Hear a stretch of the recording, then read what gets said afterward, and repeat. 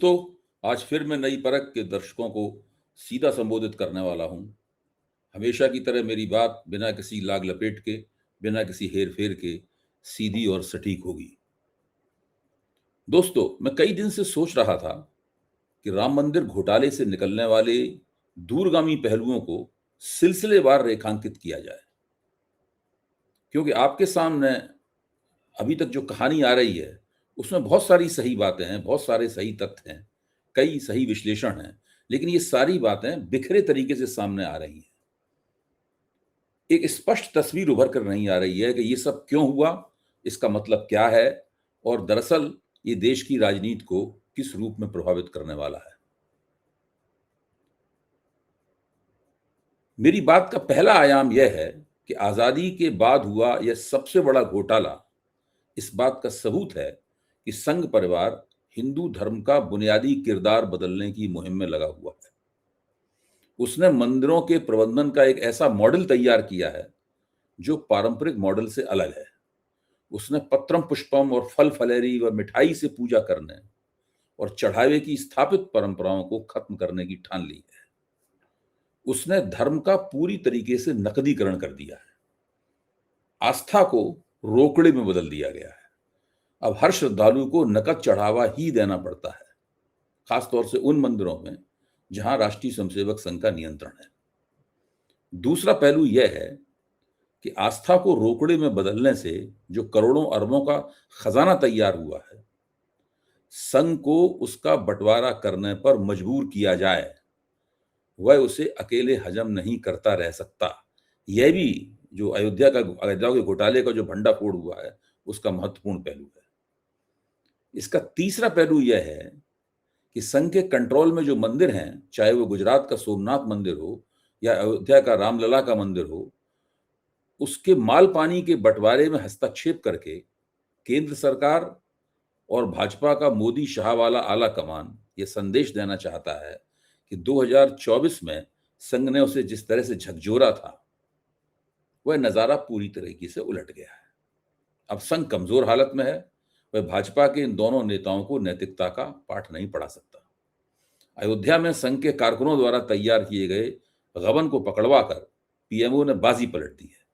दोस्तों, बजरंग दल के संस्थापक और आजकल पूरी तरीके से ढक्कन बनाए जा चुके विनय कटियार से 3 जुलाई की आधी रात के बाद फोन पर बात करके प्रधानमंत्री नरेंद्र मोदी ने बड़ी चालाकी से सामने आए बिना या एक भी शब्द बोले बिना इस पूरे प्रकरण में अपनी वह चाल साफ कर दी है जिसमें संघ को शह भी दी गई है और जिसमें मात भी शामिल है।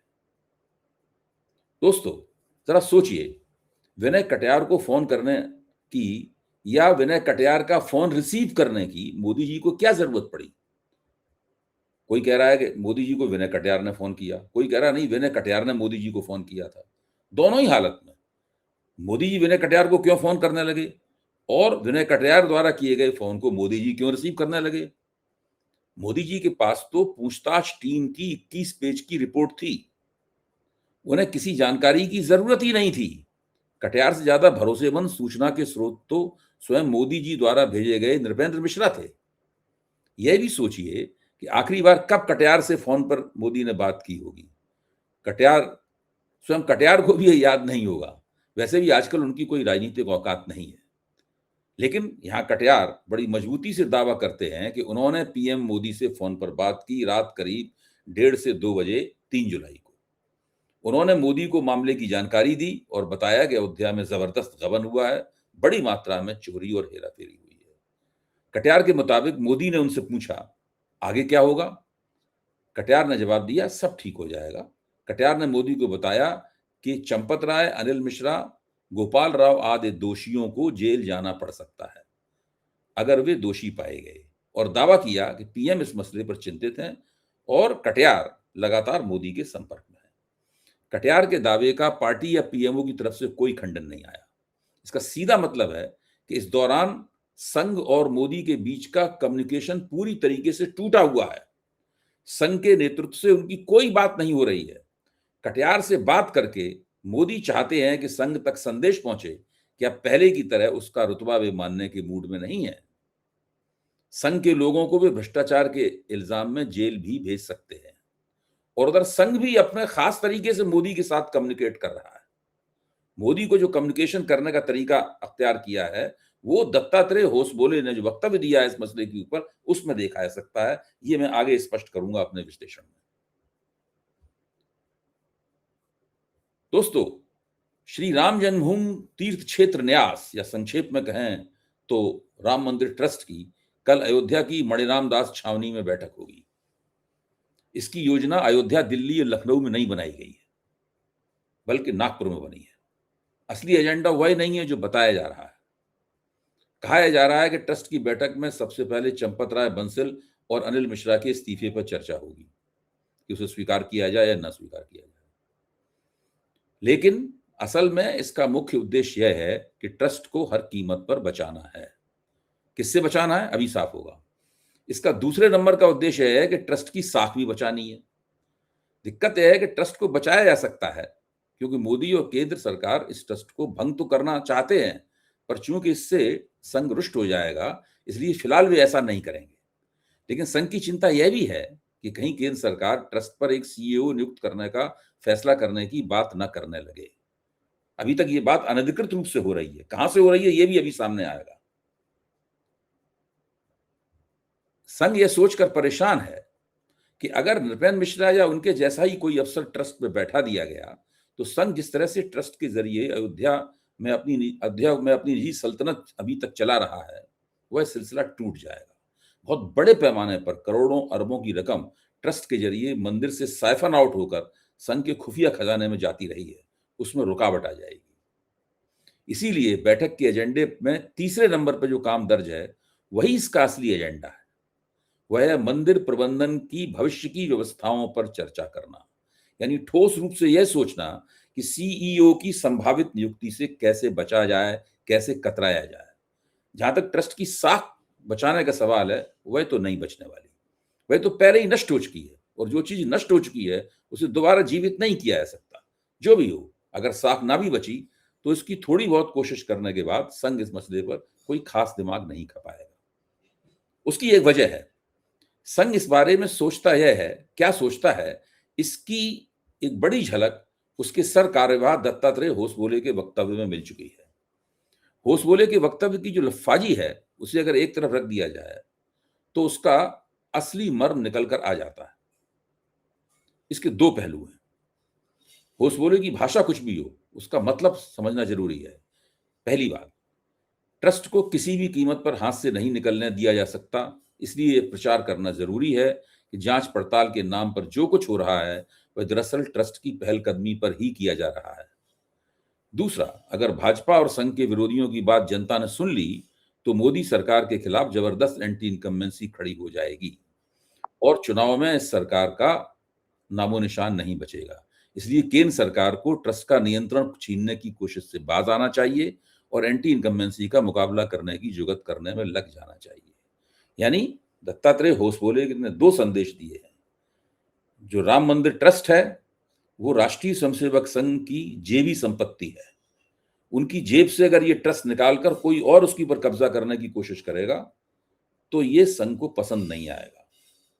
ये भारतीय जनता पार्टी के लिए साफ चेतावनी है। दूसरी चेतावनी यह है कि अगर इसी तरीके से इस मामले को दबाने की बजाय आगे बढ़ाया जाता रहा तो इससे जो माहौल बनेगा वो माहौल दरअसल चुनाव में भारतीय जनता पार्टी के खिलाफ चला जाएगा। भारतीय जनता पार्टी ने एसआईआर वगैरह, परसिमन वगैरह के जो भी प्रपंच रचा है वो अपनी जगह रह जाएगा। जनता में अगर नाराजगी आई, इस मसले पर लहर आ गई, राम राम भक्तों के बीच में लहर आ गई, तो ये सरकार तिनके की तरह उड़ जाएगी। ये चेतावनी उन्होंने मोदी को दी है। उनके इस वाक्य में चेतावनी पढ़ी जा सकती है कि हिंदू विरोधियों से सतर्क रहना चाहिए। हिंदू विरोधी कौन है? हिंदू विरोधी वो है यहां पर जो इस पूरे मसले को दबाने की बजाय और ज्यादा उचकाने या बढ़ाने की कोशिश कर रहे हैं। संघ के सामने भी साफ हो चुका है और दूसरे समझने वाले भी समझ गए हैं कि मंदिर के इस घोटाले का भांडा दरअसल फूटा कैसे। दरअसल यह भांडा पीएमओ की पहल पर फूटा है। अगर पीएमओ की पहल ना होती तो जिस तरह पहले लगाए गए सारे आरोप दबा दिए गए, ये आरोप भी दबा दिया जाता। जरा सोचिए कि इससे पहले किसी ने रजनीश मिश्र नाम के एक भाजपा नेता का नाम सुना था? किसी ने नहीं सुना था। मैं किसी को छोटभैया या बड़भैया नेता नहीं कहना चाहता, लेकिन रजनीश मिश्र, जो लोग भारतीय जनता पार्टी की राजनीति को जानते हैं, उनके लिहाज से वो एक स्थानीय नेता हैं। उनका नाम, जो लोग अयोध्या से बाहर के लोग हैं, हम लोग हैं जो राजनीति पर नजर रखते हैं, उन्होंने मुख्य रूप से नहीं सुना था। दोस्तों, प्रधानमंत्री का दफ्तर बहुत बड़ी चीज होता है। क्या इस नेता की इतनी हैसियत थी कि उसका लिखा हुआ पीएमओ को पत्र लिखता और पीएमओ तुरंत उस पत्र में सक्रिय भी हो जाता? यह मानना भी अनुचित नहीं होगा कि यह पत्र भी कुछ खास ताकतों द्वारा लिखवाया गया है। इसीलिए जैसे ही पत्र लिखा गया और भेजा गया, वैसे ही इसके ऊपर कार्रवाई हो गई। अब यह स्पष्ट है कि यह एक बड़ी योजना के तहत संपन्न कराया गया पॉलिटिकल एक्ट है। प्रधानमंत्री और अमित शाह इसके जरिए न केवल संघ से 2024 में ठीक से समर्थन न करने और बहुमत खो जाने पर छींटाकशी करने से जुड़ा पुराना हिसाब चुकता करना चाहते हैं, बल्कि अयोध्या पर बेरोक-टोक चल रही संघ की हुकूमत को भी खत्म करने के मूड में है। पीएमओ द्वारा संघ पर किया गया यह एक आकस्मिक हमला है, जिससे अभी तक नागपुर सख्ते में पड़ा हुआ है। चाहे होश बोले हों या फिर मोहन भागवत, इन दोनों को साफ महसूस हो रहा है कि उनकी कुर्सियों के नीचे एक पलीता धीरे धीरे सुलगा दिया गया है। यह पलीता नृपेंद्र मिश्र दिल्ली से लेकर अयोध्या की ओर चले थे। योजना के मुताबिक यह पलीता उन्होंने ही लगाया है। अगर पीएमओ चाहता तो साफ तौर पर रजनीश मिश्र या किसी और का पत्र जो उसे मिला था, वह उसे संघ को भेज सकता था या उसकी जानकारी नागपुर को दी जा सकती थी। फिर संघ अपने तरीके से पत्र लिखने वाले से या रजनीश मिश्र से निपटता। लेकिन संघ को सपने में भी इम्कान नहीं था कि पीएमओ इस पत्र को आधार बनाकर अपने सबसे कुशल एजेंट नृपेंद्र मिश्रा को अयोध्या भेज देगा। नृपेंद्र जी बड़े हमलावर अंदाज में आए, अयोध्या पहुंचे और तुरंत उन्होंने घोटाले को डकैती का नाम दे दिया। फिर ट्रस्ट पर उन्होंने दबाव बनाया कि वह उत्तर प्रदेश के मुख्यमंत्री से एक इंक्वायरी टीम गठित करने के लिए कहे। चंपत राय एंड कंपनी मिश्रा के दांव को नहीं समझ पाई। उसने योगी से यह सिफारिश कर दी। योगी ने एक एसईटी यानी स्पेशल इंक्वायरी टीम या पूछताछ टीम बनाई। एसआईटी या स्पेशल इन्वेस्टिगेटिव टीम या विशेष जांच टीम नहीं। ये अलग बात है कि जनता पर प्रभाव डालने के लिए इसे नाम एसआईटी का दिया जा रहा है, पर तकनीकी तौर पर एसआईटी अदालत के आदेश पर ही बन सकती है। और जो तथाकथित जांच टीम सक्रिय है, वो अदालत के किसी आदेश पर नहीं बनी है। वो दरअसल एसईटी है, स्पेशल इंक्वायरी टीम। उसका कार्यक्षेत्र केवल पूछताछ करने तक सीमित है। जांच पड़ताल करना उसका कार्यक्षेत्र नहीं है। जो भी हो, यह पूछताछ टीम की रिपोर्ट ही वह पलीता बन गई है जो संघ के नीचे सुलग रहा है। इस टीम की 21 पेज की यह गोपनीय रिपोर्ट है जिसे पीएमओ ने अपने पास मंगा लिया है। इसके 3 पहलू खास हैं। पहला, उन 8 लोगों के नाम जो इस समय जेल में हैं, इस रिपोर्ट में दर्ज हैं। दूसरा, बंसल, चंपत, अनिल मिश्रा और गोपाल राव की ओर इस टीम ने शक की सुई घुमा दी है। यानी अगर कोई दूसरी रिपोर्ट लिखी गई तो इन तीनों के खिलाफ लिखी जाएगी। तीसरा, सीईओ नियुक्त करने की सिफारिश भी इसी रिपोर्ट में दर्ज है। यह रिपोर्ट ट्रस्ट और संघ के हलक में अटक गई है। दोस्तों, संघ परिवार चाहता तो राम मंदिर का बंदोबस्त भी देश के अन्य मंदिरों की तरह कर सकता था।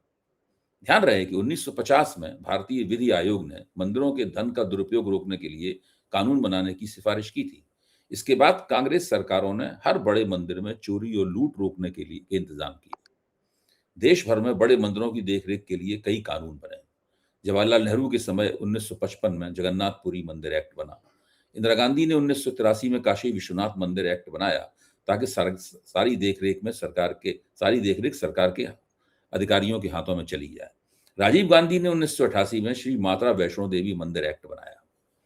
आज ही इंडियन एक्सप्रेस में श्यामलाल यादव ने विस्तार से बताया है कि काशी विश्वनाथ मंदिर का बंदोबस्त अपने हाथ में लेने के लिए इंदिरा गांधी ने कितने जबरदस्त प्रयास किए थे। 44 साल पहले 4-5 जनवरी को बाबा विश्वनाथ के मंदिर से 2.5 किलो सोने का अर्घ चोरी हो गया था। उस समय कांग्रेस के श्रीपति मिश्रा उत्तर प्रदेश के मुख्यमंत्री थे। 28 जनवरी को एक अध्यादेश निकालकर सरकार ने मंदिर का प्रबंधन अपने हाथ में ले लिया। सवाल यह है कि यह काम मोदी क्यों नहीं कर सकते? जो काम श्रीपति मिश्रा कर सकते थे, वो मोदी क्यों नहीं कर सकते? सवाल यह है कि जो काम श्रीपद मिश्रा कर सकते थे, वो योगी आदित्यनाथ क्यों नहीं कर सकते? इन दोनों को संविधान ने ये अधिकार दे रखे हैं। ये चाहें तो एक पल में दोषियों को वहां पहुंचा सकते हैं जहां पहुंचने के वो हकदार हैं, लेकिन वे ऐसा नहीं कर पा रहे हैं, इसलिए कि इन दोनों का चुनाव संविधान के तहत हुआ है। लेकिन देश में एक गैर संवैधानिक सत्ता भी काम कर रही है जो इन दोनों से ऊपर है। ये दोनों दरअसल उस सत्ता के ताबेदार भी हैं। यह सत्ता है राष्ट्रीय स्वयंसेवक संघ की। मोदी और योगी जो राजनीतिक एजेंडा चलाते हैं, वह ऐसी गैर संवैधानिक सत्ता यानी राष्ट्रीय स्वयंसेवक संघ के दफ्तर में बनता है।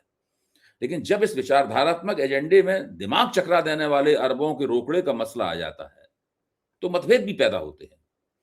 उसी का नतीजा है संघ परिवार का यह भीतरी गृहयुद्ध। इसमें दाल जूतों में नहीं बटी जा रही है, बल्कि चढ़ावे की चोरी, भूमि के घोटाले और निर्माण सामग्री के कमीशन में बटी जा रही है। रात में खुफिया फोन किए जा रहे हैं, पलीते लगाए जा रहे हैं, खबरें लीक की जा रही हैं। यही है इस बदबूदार घोटाले की असलियत। संघ इस घोटाले को दबाना चाहता है, केंद्र इस घोटाले को जीवित रखना चाहता है।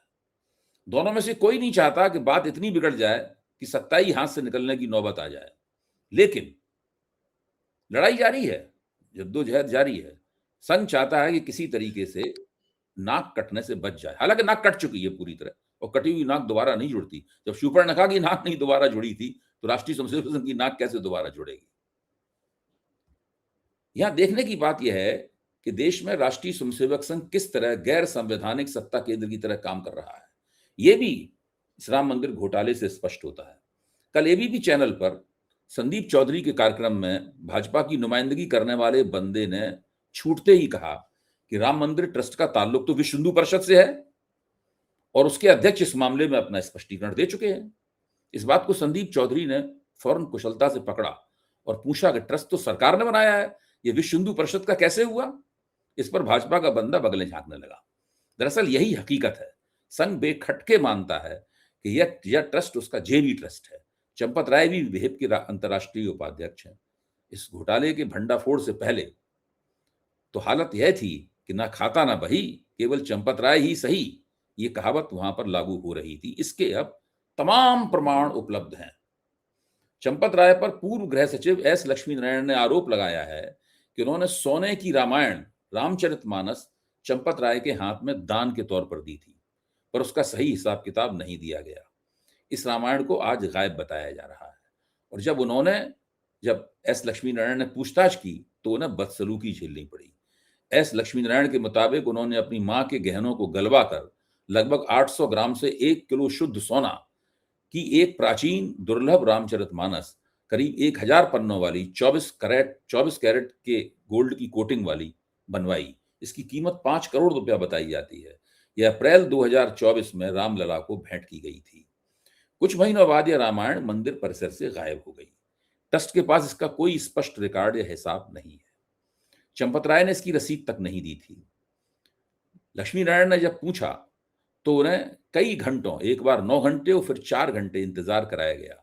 इतने इंतजार के बाद जब चंपत राय मिले तो उन्होंने बड़े रूखे ढंग से कहा कि उनके पास ऐसे कई दान आते हैं, वे इन सब दानों का डिस्प्ले नहीं कर सकते, ना इसका हिसाब दे सकते हैं। हाँ, उन्होंने ये वायदा किया कि वे इस रामायण को रामलला के पास रखवा देंगे, लेकिन बाद में उन्होंने इस बात से मना कर दिया। पूर्व आईएएस अफसर ने कहा कि चंपत राय का अहंकार 7वें आसमान पर था। उन्होंने यह भी कहा कि चंपत राय ने उन्हें अपमानित भी किया। समझा जाता है कि पूर्व गृह सचिव ने गोपाल राव से भी मुलाकात की और शिकायत की, पर गोपाल राव ने साफ कह दिया कि यहां केवल चंपत की चलती है।